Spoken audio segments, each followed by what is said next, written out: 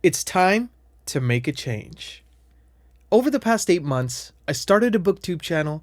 I've gotten a chance to interact with so many of you wonderful, wonderful people from all over the world. We've got to exchange book recommendations to each other, talk on the Discord, talk on the Fable app, do read alongs together. It's been lovely. And I'm excited to kind of take things up a notch, both in my personal reading life and also in what I can provide you all as far as value for the channel going forward in 2025. So I'm Nikhil with Shelf-Esteem, and these are the 6 bookish New Year's resolutions I have to try to make this channel all the better.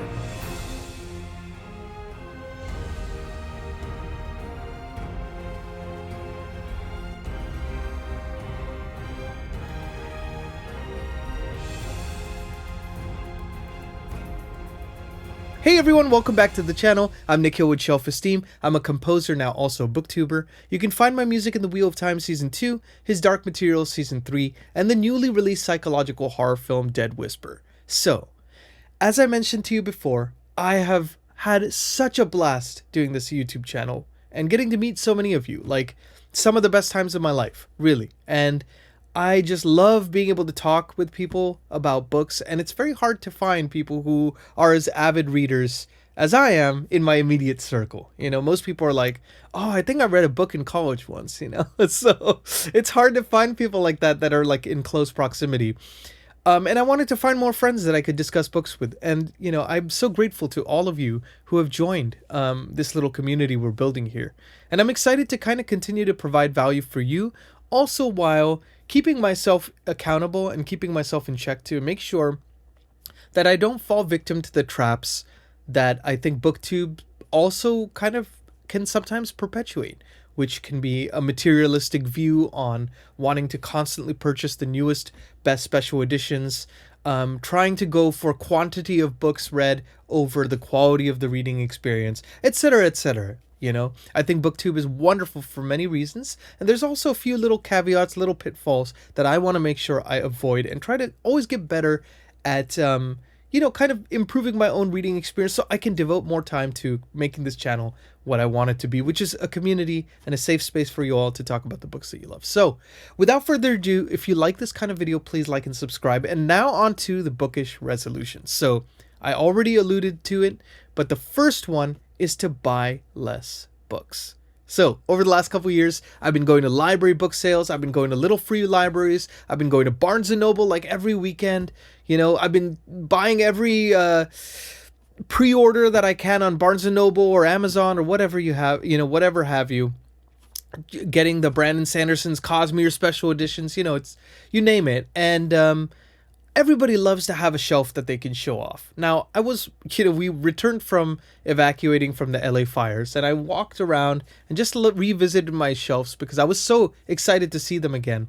And I honestly didn't think I ever would. We were so close to the fires that I had to kind of contend with the fact that my place and all those lovingly purchased special editions will no longer be there.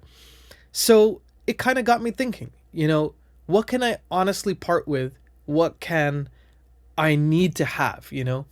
And I started to look at that shelf and I said to myself, you know, I'm sure there are books on the shelf that I probably will never get to, you know, just from the sheer lack of time. And I don't want to be someone who just collects books for the sake of, you know, an aesthetic shelf. It's just never been my thing personally. No slight on anybody who really likes to approach their book buying that way. I just felt for me, you know, I'd already been going the route of, you know, maybe slightly well-worn editions or used books and things like that, for the sake of finances, and then also, you know, I don't need the latest greatest edition every time. So that's just kind of my personal take on it, and I figured I'd take that one step further this year and really buy less books. Like, I may go to a couple of library book sales this year, but I think I'm going to kind of keep the hauling a little bit to a minimum. Maybe I'll do 2 haul videos a year instead of, you know, one every couple months or something like that. And they're going to be much more, I guess, conservative in terms of how I purchase things. I have already ordered, let's say, Never Flinch, the new Stephen King novel that's coming out in May, as a pre-order. But beyond that, I don't know that I'm necessarily going to be buying a ton of pre-orders. Probably get the Sun Eater book when it comes out. But other than that, like, I think I'm going to try to, stay on the side of conservatism when I approach book buying, because I want to make sure that I'm reading this stuff on my shelves. So that brings me to the second resolution, and that is to read more of the stuff on my shelves, and to read more like widely, different genres and things like that.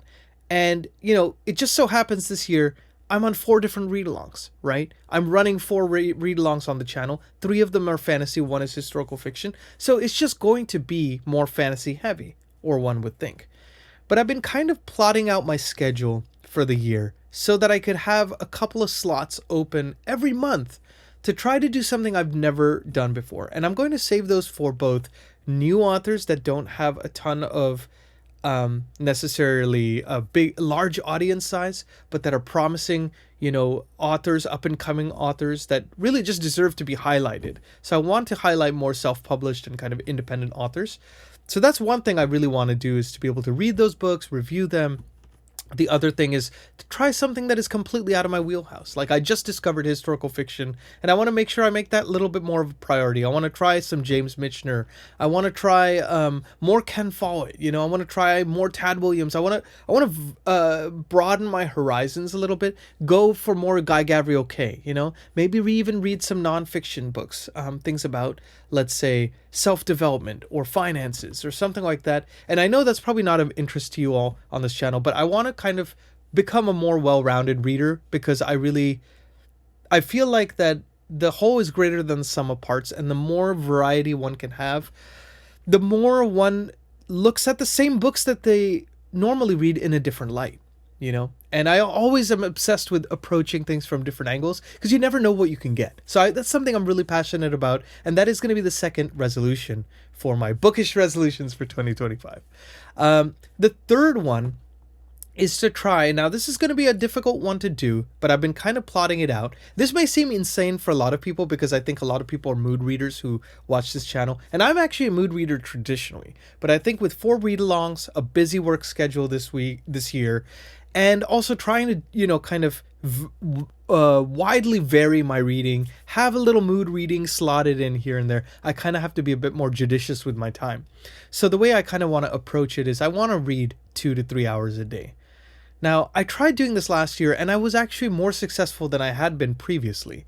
The only problem is like, it's hard to sustain that, especially after a long workday. So I've been trying something this week, ever since we got back to LA, and I have been trying to read 1 hour in the morning, 1 hour kind of in the mid-afternoon, right around that work slump, when you kind of feel like you're flagging a little bit, and then 1 hour at night. And that's kind of like a nice balanced amount of reading in the day.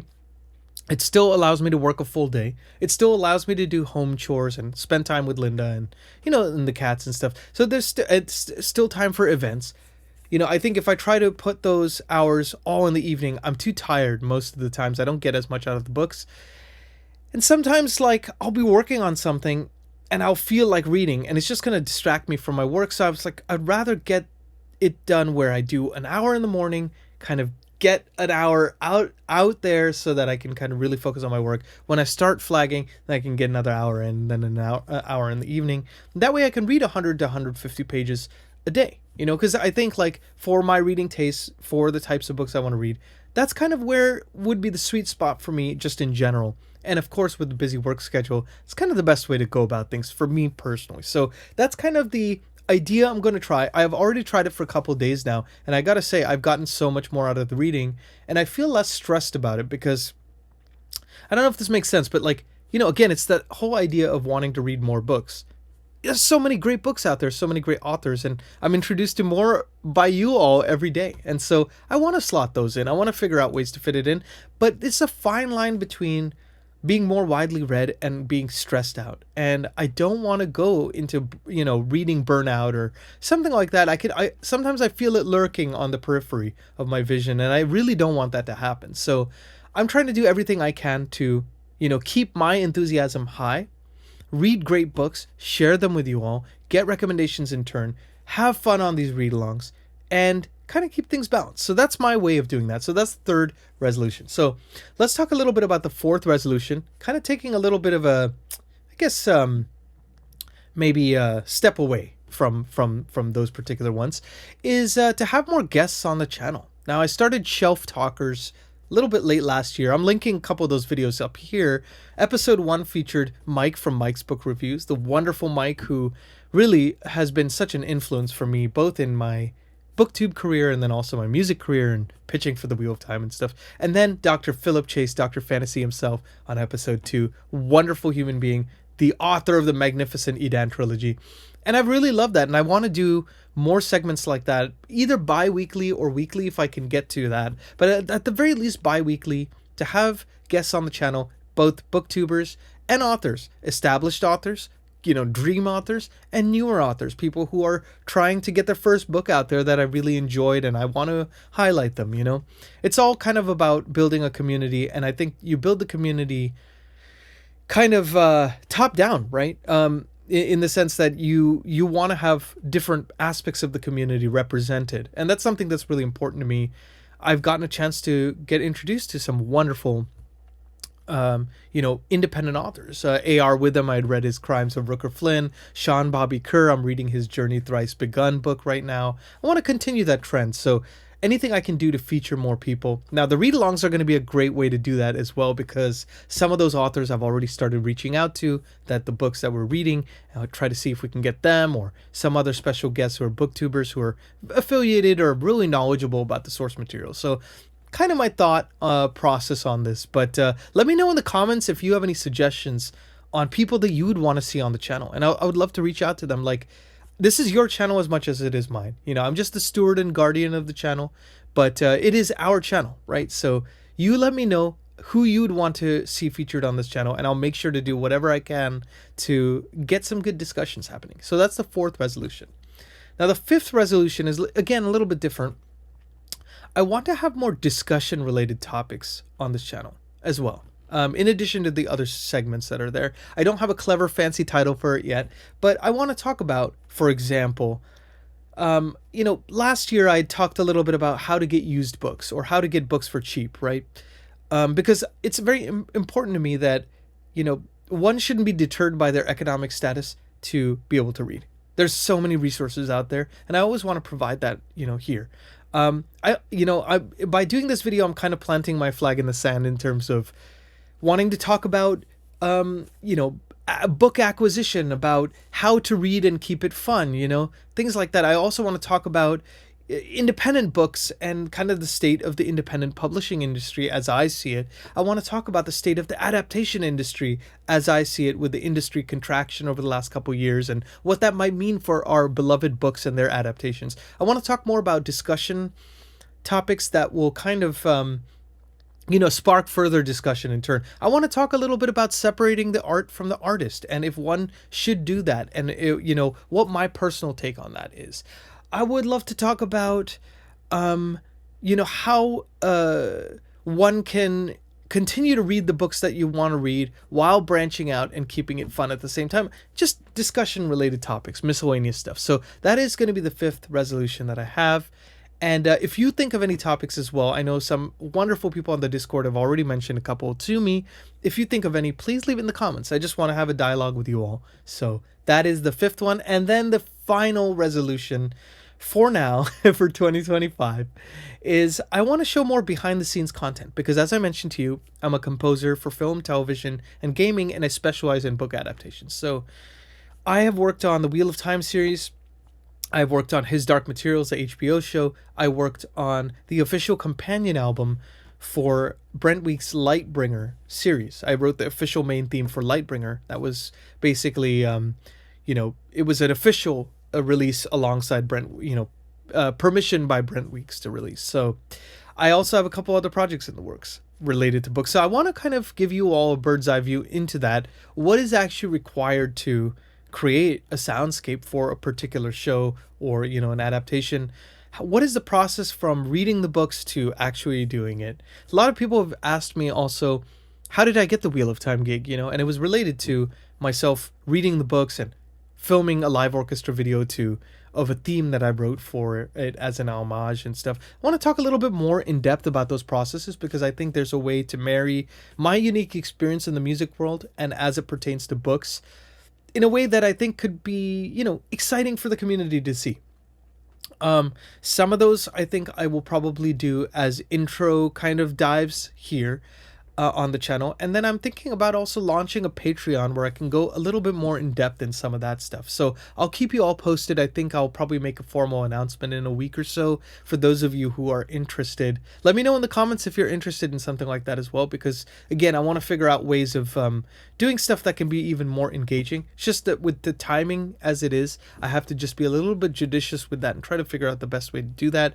But I'm thinking, you know, maybe monthly Zoom calls or something like that where we all could chat together for an hour or two a month, in addition to, you know, some more deep dive stuff. And I don't know, I'm thinking about it, but you let me know what you all think about that as well. So let me know about also your resolutions for this year. Do you have ones as it pertains to maybe life stuff, as it pertains to your reading habits and tastes? You know, I would love to know from you, because that's the fun about this, is we can have a dialogue back and forth. Now, you can feel free to leave a comment below. You can also talk on the Discord. We can talk more kind of fluidly there. But either or works, whatever you want to do. If you want to just kind of lurk and just enjoy the video, then please feel free to enjoy. And if you haven't already, please like and subscribe. It always helps the algorithm. I just want to make sure I push the relevant content out to the people who actually want to watch it. You know, no more, no less. So with that, I'm Nikhil with Shelf-Esteem. Thank you so much for watching, and I would love to hear from you. So thanks for participating in the comments and everything. I will see you in the next video, and I hope you have a wonderful next couple of days. Until then, take care.